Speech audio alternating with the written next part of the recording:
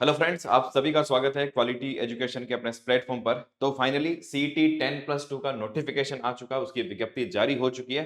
तो अभी इस वीडियो में हम बात करने वाले हैं कौन-कौन सी भर्तियां शामिल होने वाली है, सिलेबस क्या रहेगा, एग्जाम का पैटर्न क्या रहेगा, सारी बात करेंगे। और फॉर्म भरते समय कुछ खास बात का आपका ध्यान रखना है। कई बार ये कई कैंडिडेट्स का मैसेज आता है कि सर ये गलतियां होगी और बाद में यहाँ पर चेंज करने का ऑप्शन भी मिलता है। मैं ये नोटिफिकेशन में सारी चीजें लिखी हुई है ना, तो उनको ध्यान से देखकर ध्यान से पढ़ना। फॉर्म भरने में कई बार मिस्टेक हो जाती है, तो उसके बाद कई दिमाग में वही टेंशन चलती रहती है, एग्जाम की तैयारी कम होती है और उस पे ध्यान फिर एकदम से होता नहीं है। तो देखो, सबसे पहले तो ये नोटिफिकेशन आपको मिल गया होगा, टेलीग्राम चैनल पर भी डाल दिया, वहां से एक बार थोड़ा-सा फॉर्म भरने से पहले हम इतनी बड़ी-बड़ी किताबें पढ़ लेते हैं, लेकिन कई बार नोटिफिकेशन को ध्यान से नहीं पढ़ते हैं। मुश्किल से 10-12 पेज का नोटिफिकेशन होता है ना? एक बार समय निकालकर नोटिफिकेशन ज़रूर पढ़ लेना चाहिए। अपने काम की जो चीज़ें हैं ना, फटाफट। कई बार पूछते सर ये कैसे होगा, वो कैसे होगा? मैक्सिमम चीज़ें तो आपका डाउट जो है ना, वो नोटिफिकेशन को अच्छे से पढ़ने से ही क्लियर हो जाएगा। तो उसको अच्छे से पढ़ लेना। बाकी जो काम की चीज़ें हैं, मैं आपको यहाँ पर बता देता हूँ, ठीक है? ये आपका देखो, आज 29 अगस्त को यहाँ पर ये जो है नोटिफिकेशन अपना आ चुका है। कौन-कौन सी भर्तियाँ इसमें शामिल है, अभी फिलहाल के लिए ये इसमें डाली गई। देखो, ये जो है ये 10+2 लेवल का है। इसके पहले ग्रेजुएशन लेवल की वैकेंसी आ चुकी है, उसकी आप तैयारी भी कर रहे हो, सितंबर में उसका एग्जाम भी होने वाला है। ये 10+2 का है, जिसका अक्टूबर में एग्जाम होगा, उसका फॉर्म है, यानी ये 12वीं लेवल का है। तो जिन्होंने 12वीं भी कर ली है, वो सब इसको भर सकते हैं।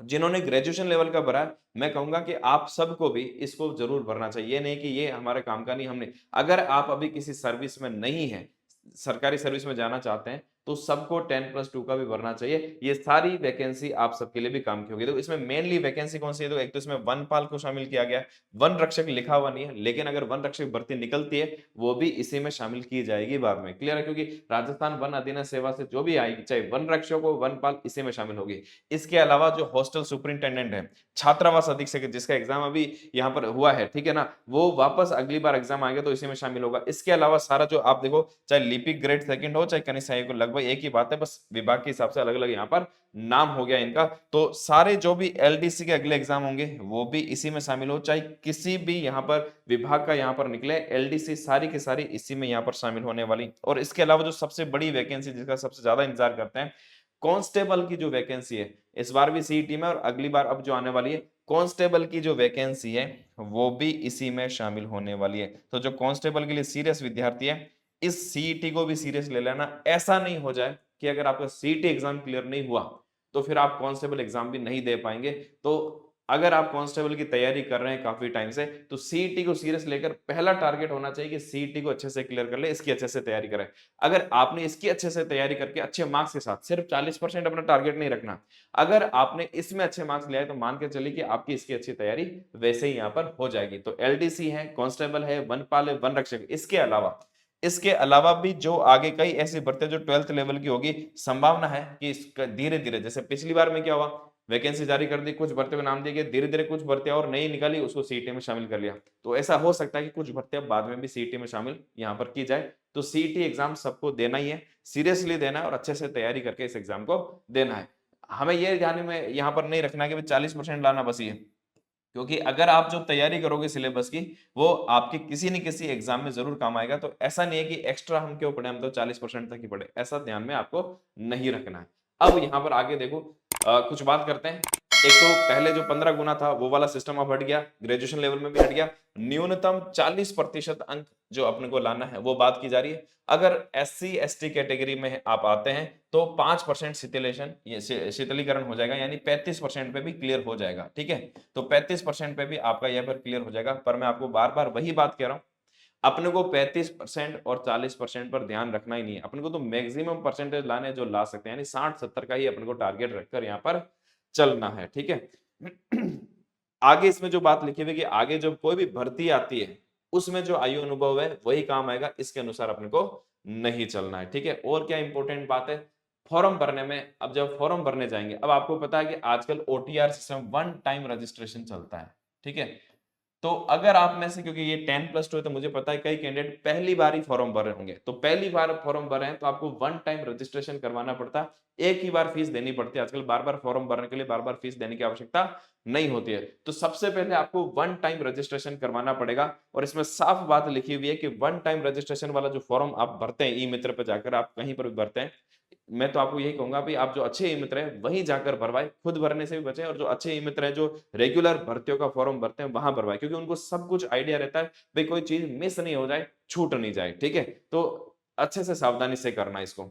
और इसके अलावा तो वन टाइम रजिस्ट्रेशन में इसमें बात लिखी हुई है कि जो भी आप अपनी श्रेणी भरते हैं कि आप किस कैटेगरी में हैं, किस राज्य से या फिर किस जगह से बिलोंग करते हैं, कोई दिव्यांगता या कोई भी आप बात भरते हैं, वो सावधानी से आपको यहाँ पर भरना है, क्योंकि जो वन टाइम रजिस्ट्रेशन में आप भरेंगे वही आगे कंसीडर की जाएगी। नया फॉर्म भरते समय किसी भी भर्ती की फॉर्म निकलेगा फिर उसमें चेंज नहीं होगा। तो ओटीआर अगर भर रहे हैं तो सावधानी से भरें, और जिन्होंने ओटीआर भर रखा है वो भी ध्यान रखना, अब यहाँ पर हैंड रिटन जो आपके हस्तलिपि नमूना उसको भी अपलोड करवाया जाएगा, तो वो भी ध्यान से भरना, आपको ओटीआर में अपडेट करवाना पड़ेगा। तो ये थोड़ा सा फॉर्म भरते समय ध्यान रख लेना। और ज्यादातर गलतियां फॉर्म भरते समय कई बार होती है, गलत चीजें भर देते हैं, फिर दिमाग में टेंशन रहती है, तो ये गलतियां आपको यहाँ पर नहीं करनी है। ठीक है, अब सिंपल सा है, पात्रता और शैक्षणिक योग्यता तो आपको पता है कि सीनियर सेकेंडरी या उसके समतुल्य जो भी अगर आपने कर का 10+2 कर रखा है, 10वीं के बाद कोई भी 2 साल 12वीं कर रखा है, उसके बाद कोई भी है, तो सब एलिजिबल यहाँ पर होंगे।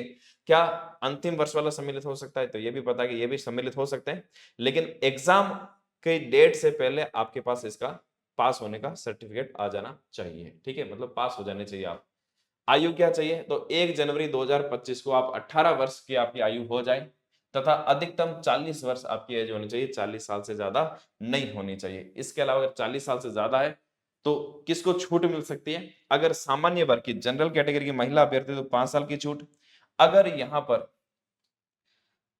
एससी, एसटी, ओबीसी, एमबीसी और ईडब्ल्यूएस के पुरुष हैं तो उनको 5 साल की छूट, और इनकी अगर कोई महिला है तो इनको 10 साल की छूट मिल सकती है। विडो कैटेगरी है प्रत्येकता, उनको कोई एज लिमिट नहीं होती है। इसके अलावा अगर एनसीसी कैडेट रहे तो उनको भी 3 साल की छूट यहाँ पर, जितने भी आप एनसीसी में साल रहे उतने साल, अधिकतम 3 साल तक की छूट भी इसमें मिल सकती है। तो ये छूट के बारे में तो ये कुछ बेसिक जानकारी। अब बात कर लेते हैं फॉर्म कब से भरे जाएंगे। 2 सितंबर से फॉर्म भरना स्टार्ट हो जाएंगे, 1 अक्टूबर तक फॉर्म यहाँ पर चलेंगे। लेकिन अपन को ठीक है, जरूरी नहीं कि हम शुरुआत को पहले दिन ही जाकर भरवा दे, हो सकता है भी कुछ भी अपडेट हो, तो जरूरी नहीं कि पहले दिन भरवाए, भरवा दे तो अच्छी बात है, लेकिन लास्ट डेट पर नहीं भरवाना है, लास्ट डेट का इंतजार नहीं करना है। कई बार सर्वर बिजी हो जाता है। अभी इस बार तो आप देख रहे हैं कि जो चेयरमैन साहब है उन्होंने स्पेशल लिख के भेजा भी डेट आगे नहीं बढ़ाएंगे, फिर मत कहना कि डेट आगे बढ़ा दो सर, 1 दिन बढ़ा दो, 2 दिन बढ़ा दो, ये प्रॉब्लम आ गई है। तो आप इसको मतलब मान के चले कि 10 दिन पहले, 15 दिन पहले अपना फॉर्म यहाँ पर भरवा देना। एग्जाम कब होगा? तो एग्जाम के बारे में भी साफ लिखा हुआ, 23 से लेकर 26 तक एग्जाम चलेगा।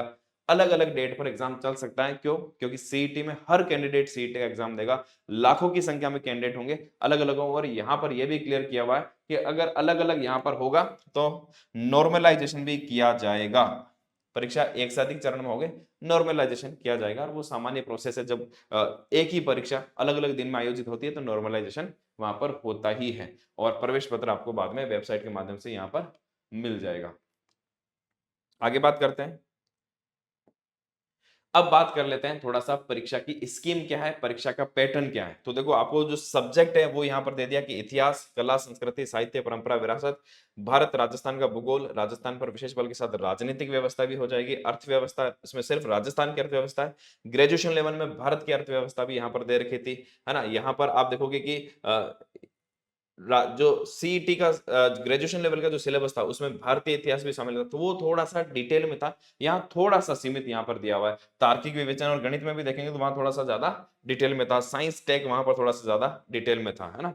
तो यहाँ पर लगभग लगभग सिलेबस सेम है, लेकिन वो थोड़ा सा क्योंकि ग्रेजुएशन लेवल था तो थोड़ा सा उसका सिलेबस डिटेल था। अगर आप उसकी तैयारी कर रहे हैं, फिर इसमें तैयारी में जो है थोड़ा सा सिलेबस भी कम है, थोड़ा सा लेवल भी कम है, फिर अगर उसकी अच्छी तैयारी कर लो तो इसकी तैयारी आपकी स्वतः ही यहाँ पर हो जाएगी। प्रश्नों की संख्या वही 150 आने वाले, एक प्रश्न 2 अंक का होगा, तो टोटल 300 नंबर का होने वाला। 3 घंटे आपको टाइम मिलने वाला, 3 घंटे के साथ साथ प्लस 10 मिनट आपको एक्स्ट्रा देंगे। अब 10 मिनट एक्स्ट्रा क्यों देंगे? आपको पता है कि अब 5 ऑप्शन देने लग गए हैं। 5 ऑप्शन आपको यहाँ पर मिलेंगे और वो पांचों ऑप्शन जहां पर कोई भी सवाल आपको नहीं आ रहा है, आपको सवाल छोड़ना है, तो वहां पर आपको पांचों ऑप्शन भरना होता है। और अगर आपने 10% सवाल यानी कि अगर 15 सवाल से ज्यादा छोड़ दिए, गोला ही नहीं भरा बिल्कुल ओएमआर में, तो आपकी कॉपी ही चेक नहीं होगी, आप पहले से यहाँ पर डिस्क्वालीफाई हो गए। तो इसका भी ध्यान रखना। और इस पेपर में नेगेटिव मार्किंग नहीं होगी, जैसे सीईटी ग्रेजुएशन लेवल में इसमें हुआ, इसमें भी नेगेटिव मार्किंग नहीं हुई। तो देखो अच्छे से तैयारी करनी है, मजबूत तैयारी करनी है। ये सीईटी एग्जाम जो है आपके लिए सबसे इंपॉर्टेंट होगा। ये पहला एंट्री बैरियर है आपका, ये आपका एक तरह से एंट्री गेट ही यही है। ये अगर आप नहीं खोल पाए तो फिर आप आगे ही नहीं बढ़ पाए। तो इसकी बहुत अच्छी आपको मजबूत तैयारी करनी है। और इसके लिए महत्वपूर्ण सूचना मैं आपको दे दूं, तो जो सीईटी ग्रेजुएशन लेवल की जिन्होंने टेस्ट सीरीज ज्वाइन कर रखी है, उनके लिए 10+2 के भी हमने शुरू से कहा है कि आपके 10 फुल लेंथ एक्स्ट्रा टेस्ट भी ऐड कर दिए जाएंगे। जिन्होंने ग्रेजुएशन लेवल की ज्वाइन कर रखी है, ग्रेजुएशन लेवल के टेस्ट दे रहे हैं, उनके 10 फुल लेंथ टेस्ट, क्योंकि आप ऑलरेडी पढ़ चुके हो, अब आपने ग्रेजुएशन लेवल का पढ़ लिया, तो अब टॉपिक वाइज की जरूरत नहीं है। 10 फुल लेंथ टेस्ट आपके इसी में एक्स्ट्रा ऐड हो जाएंगे, आपको यहां पर अलग से ज्वाइन करने की आवश्यकता नहीं है। अभी तक जिन्होंने ज्वाइन नहीं किए, जो ग्रेजुएशन लेवल की भी दे रहे हैं, ठीक है, ग्रेजुएशन लेवल की अगर आप दे रहे हैं, 10+2 की भी आप देने वाले हैं, तो आप इसको ज्वाइन यहां पर कर सकते हैं। आपको ग्रेजुएशन लेवल के टेस्ट भी मिल जाएंगे और 10+2 के भी मिल जाएंगे। केवल अगर कोई 10+2 की लेना चाहता है कि सर हम तो ग्रेजुएशन लेवल के अभी हुए नहीं एलिजिबल, केवल देना चाहते हैं, तो वो भी यहाँ पर अवेलेबल है। इसकी प्राइस देखो मात्र 149 रखिए, सारे के सारे 10 फुल लेंथ टेस्ट मिल जाएंगे। इसमें भी अगर आप कूपन कोड यूज करोगे NS01, तो इसमें भी आपको 20% डिस्काउंट मिल जाएगा। यहाँ पर भी यही है कि सीधा 20% डिस्काउंट आपको यहाँ पर मिल जाएगा अगर आप ये कोड यूज करते हैं NS01। टेस्ट कहां पर मिलेंगे, तो टेस्ट सीरीज वाले सेक्शन में जाइए। यहाँ पर ये ग्रेजुएशन वाला है या 10+2, देखो इसको अगर आप देखेंगे, अभी हो सकता है आपको टेस्ट नहीं दिखे, अगले 1-2 दिनों में सारे टेस्ट आपको यहाँ पर मिल जाएंगे, आप इसको यहाँ से ज्वाइन कर सकते हैं। इसके अलावा अगर आप वीडियो कोर्स के माध्यम से पढ़ना चाहते हैं, तो वो भी अवेलेबल आपके यहाँ पर है, आप जाकर यहाँ से इसको ज्वाइन कर सकते हैं। और अगर ये कोड यूज करेंगे तो आपको इसमें सीधा 20% डिस्काउंट भी मिल जाएगा। थोड़ा सा सिलेबस के बारे में डिस्कशन कर लेते हैं।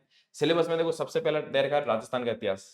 ग्रेजुएशन लेवल में भारत का इतिहास भी शामिल है, यहाँ केवल राजस्थान का इतिहास, कला, संस्कृति, साहित्य, परंपरा और विरासत, ये पूरा यहाँ पर सिलेबस दे रखा है। ये बहुत इंपॉर्टेंट है, यहाँ से सबसे ज्यादा सवाल आते हैं। तो जो सीईटी पास करना चाहते हैं, सीईटी की तैयारी कर रहे हैं, आरएस की तैयारी कर रहे हैं, राजस्थान के किसी भी एग्जाम की तैयारी करें, मस्ट है राजस्थान जीके पर बहुत अच्छी पकड़ आपकी होनी ही चाहिए, ठीक है। इसके अलावा भारत और राजस्थान का भूगोल, भारत में यहाँ पर आप देखो एक पॉइंट भारत का दे रखा, बाकी इसमें राजस्थान का भूगोल आ रहा है। राजस्थान पर विशेष बल के साथ भारतीय राजनीतिक व्यवस्था, इसका मतलब क्या है कि देखो यहाँ पर भारतीय संविधान की प्रकृति, प्रस्तावना, मौलिक अधिकार, डीपीएसपी और मौलिक कर्तव्य, यहां तक यहाँ पर ये इंडियन पॉलिटी पूछी जाएगी।